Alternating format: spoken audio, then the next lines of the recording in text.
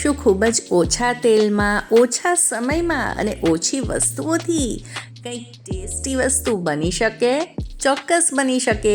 આજની રેસીપી કંઈક એવી જ છે અને આને તમે રાતના જમવામાં પણ બનાવી શકો છો કે પછી બાળકોને લંચ બોક્સમાં પણ આપી શકો છો. જય શ્રી કૃષ્ણ મિત્રો. તો આજની આ રેસીપી શરૂ કરતા પહેલા જો હજી સુધી તમે મારી ચેનલને સબસ્ક્રાઇબ ન કરી હોય ને તો જરૂરથી કરી લેજો અને મારી નવી રેસીપીઝનું નોટિફિકેશન તમને મળતું રહે તેના માટે બેલનું આઇકન પણ જરૂરથી દબાવજો. અને જો આજનો આ વિડીયો તમને પસંદ આવે તો તેને લાઈક કરજો, તમારા ફ્રેન્ડ્સ અને ફેમિલીમાં શેર કરી દેજો. તો રેસીપી શરૂ કરીએ. વેજીટેબલ ચોપરમાં અડધા ઇંચ આદુના નાના પીસ કરીને ઉમેરીશું. 6 થી 7 લસણની કળીઓ ઉમેરી દઈશું. એક મોટું લીલું મરચું છે તેને પણ એડ કર્યું છે અને એક મીડિયમ સાઇઝની ડુંગળીને આવી રીતે કટ કરીને ઉમેરી દીધી છે. હવે આ બધી જ વસ્તુને આપણે આમાં ચોપ કરી લઈશું. આમ તો આપણે આદુ મરચાં અને લસણની પેસ્ટ તૈયાર કરતા હોઈએ છીએ, પણ આ રીતે આમાં ચોપ કરવાથી એનો ટેસ્ટ નાસ્તામાં ખૂબ જ સરસ આવશે અને બધી વસ્તુઓ એકસાથે ચોપ પણ થઈ જશે. તો બધી જ વસ્તુઓ અધકચરી આ રીતે ક્રશ થઈ ગઈ છે, તો આને અત્યારે આપણે એક તરફ રાખી દઈશું. હવે નાની જે ખમણી આવે તે લઈ લઈશું અને સાથે જ 50 ગ્રામ પનીર લઈ લઈશું અને પનીરને આ રીતે આપણે ખમણી લઈશું.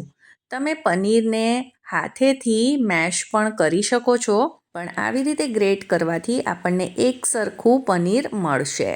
તો અત્યારે તો મેં 50 ગ્રામ પનીર લીધું છે. તમારે જો વધારે પ્રમાણમાં પનીર ઉમેરવું હોય તો લઈ શકો છો, કેમ કે આજની રેસીપીમાં માપનું એવું કોઈ પણ પરફેક્ટ હોવું જરૂરી નથી.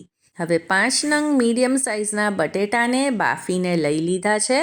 આપણે તેની છાલ કાઢી લઈશું અને બટેટા રૂમ ટેમ્પરેચર પર આવીને એકદમ જ ઠંડા થઈ જાય પછી જ આપણે તેને ખમણી લેવાના છે આ પનીરની સાથે જ.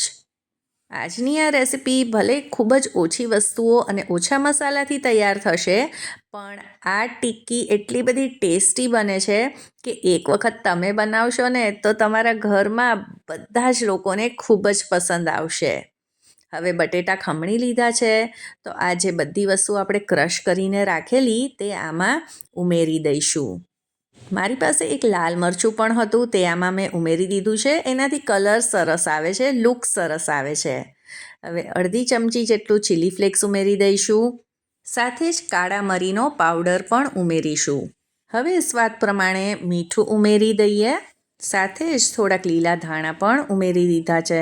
આમ તો આજની આ રેસીપીમાં બાઇન્ડિંગ વગર જ આપણે આ ટિક્કીઓ તૈયાર કરી શકશું, પણ આપણે પનીર ઉમેર્યું છે અને પાછા હમણાં આજકાલ આ નવા બટેટા આવે છે જેના લીધે બટેટામાં ચીકાશ હોવાથી 1 ટેબલસ્પૂન કોર્નફ્લાવર ઉમેર્યો છે. તમે આની જગ્યાએ ચોખાનો લોટ પણ ઉમેરી શકો છો અને જો તમારા બટેટા એકદમ જ નવા ન હોય તો પછી તમે કોર્નફ્લાવર વગર પણ આને તૈયાર કરી શકો છો. બસ હવે આપણે બધી જ વસ્તુઓને મિક્સ કરી દઈશું. આમાં ફક્ત 1 ચમચી તેલ પણ મેં એડ કર્યું છે અને આ બધી જ વસ્તુને આપણે ભેગી લઈ આવીશું. તો આજે તો ભાઈ બટેટામાં બહુ જ ઓછી સીટી કરવા છતાં પણ આ રીતે થોડાક તે ચીકાશ પડતા તૈયાર થયા છે, પણ કંઈ વાંધો નહીં, તો પણ આપણી ટિક્કીઓ તો પરફેક્ટ જ બનશે.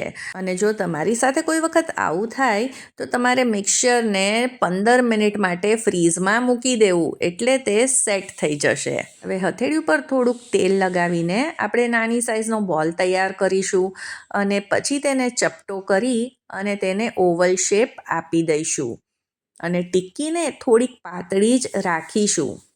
ટિક્કીને એકદમ જ પાતળી રાખવાથી ઉપરનું લેયર એકદમ જ સરસ ક્રિસ્પી તૈયાર થશે. તો તમે આને કોઈ પણ મનપસંદ શેપ આપી શકો છો. તો આવી જ રીતે આપણે બધી જ ટિક્કીઓ તૈયાર કરી લઈશું. બધી જ ટિક્કીઓ તૈયાર થઈ જાય પછી આપણે ગેસ ઉપર પેન કાં તો નોનસ્ટિક તવો મૂકી દઈશું અને આપણે ખૂબ જ ઓછા તેલમાં આજે આને તૈયાર કરવાના છીએ, એટલે તેલને આ રીતે બ્રશથી લગાવી દઈશું. તો જો આજની આ ટિક્કીઓને તમે થોડુંક વધારે તેલ મૂકીને શેલો ફ્રાય કરશો તો એક સ્ટાર્ટર તરીકે પણ આ ખૂબ જ ટેસ્ટી તૈયાર થાય છે. પણ આજે આપણે એને થોડુંક હેલ્ધી જ રાખવાના છીએ, અને આમાં એક ટાઈમે જેટલી સમાય તેટલી ટીકીઓ મૂકી દઈશું. ફ્લેમને લો ટુ મીડિયમ રાખીશું અને આને સરસ રીતે એક બાજુથી શેકાવા દઈશું.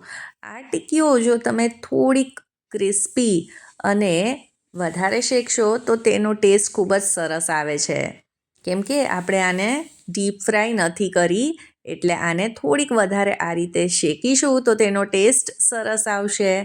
તો આપણી આ બધી જ ટીકીઓ હવે તૈયાર થઈ ગઈ છે ને આવી જ રીતે બધી ટીકીઓને આપણે શેકી લઈશું. આજના માપથી આવી મીડિયમ સાઇઝની લગભગ 10 જેટલી ટીકીઓ તૈયાર થાય છે. ને આવી જ રીતે આપણે બીજો બેચ પણ તૈયાર કરી લીધો છે. અને આ ટોમેટો કેચઅપ ગ્રીન ચટણી સાથે ખૂબ જ ટેસ્ટી લાગે છે. એક વખત જરૂરથી ટ્રાય કરજો. આશા કરું છું આજની આ રેસિપી તમને પસંદ આવી હશે, અને જો થોડીક પણ તમને પસંદ આવી હોય તો તેને લાઈક કરી દેજો, તમારા ફ્રેન્ડ્સને ફેમિલીમાં શેર અને મારી ચેનલને સબસ્ક્રાઈબ. જય શ્રી કૃષ્ણ.